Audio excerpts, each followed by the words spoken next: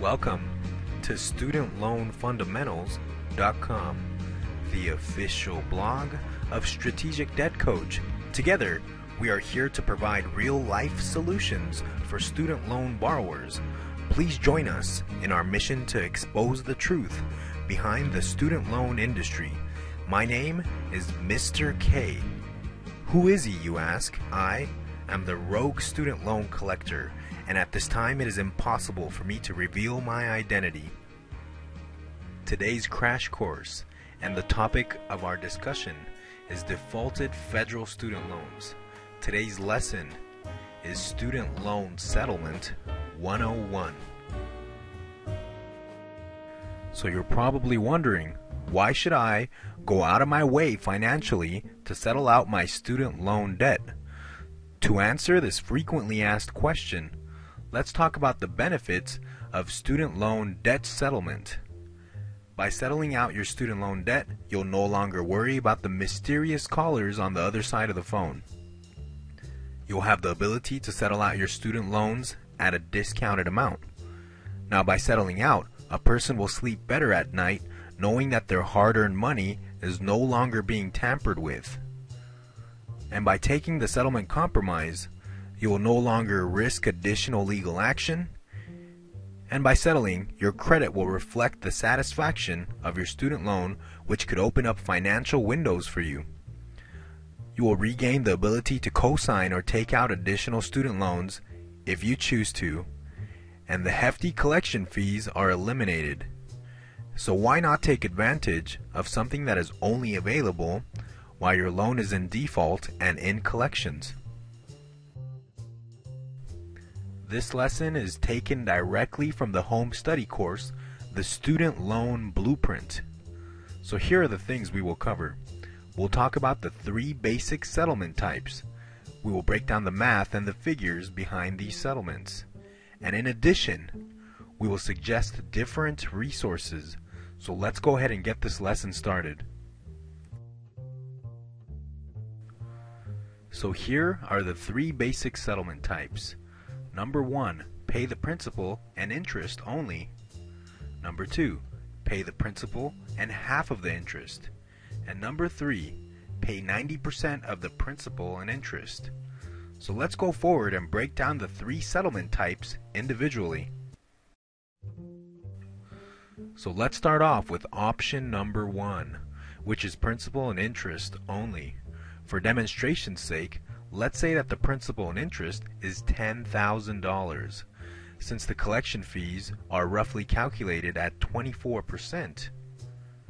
If your principal and interest is $10,000, your collection fees will come out to be $2,400. So in this demonstration, your overall balance would be $12,400. With option number 1, your settlement should be just your principal and interest only. Simple enough, right? So the balance of $12,400 could be settled for $10,000. Not too shabby.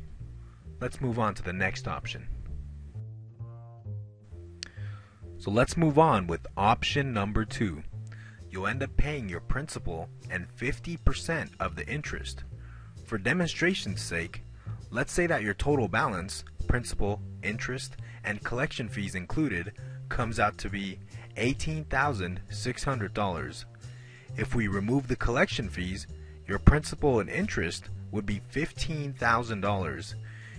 For demonstration, let's say that your principal is $10,000, and let's just say that your interest was $5,000. Calculating half of the interest is pretty obvious.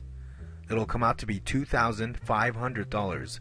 In this situation, by paying the principal and half of the interest, your settlement in this demonstration comes out to be $12,500. Not too bad considering the original balance of $18,600 is satisfied for $12,500. Considering that they're chopping half of the interest, this settlement type is usually beneficial for people that had their student loans for a long period of time. So let's move on.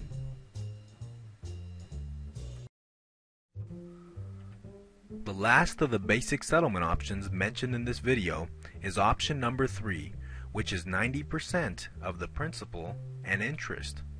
For this demonstration, let's just say that the total balance is $12,400. Removing the collection fees would make your principal and interest $10,000.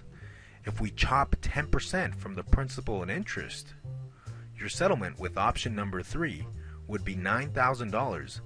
Considering that the total balance is $12,400, a settlement of $9,000 is pretty good. So there it is, the 3 basic settlement options. Of course, it is possible to negotiate an amount that is lower than the 3 options mentioned in this lesson. But in order for you to negotiate a lower amount, you would need to provide them your financial profile, which we'll talk about in details in the student loan blueprint. So let's move on to the last portion of this lesson. Believe it or not, our country is in a financial crisis, and most of us would ask this question: where in the world am I going to find this money?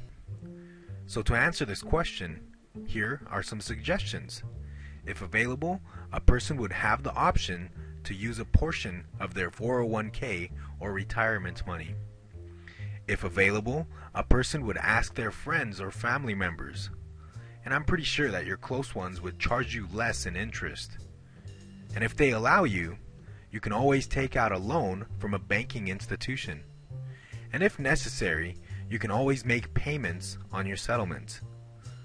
But if a settlement is out of reach, you can always make minimum monthly payments to get your loans out of default.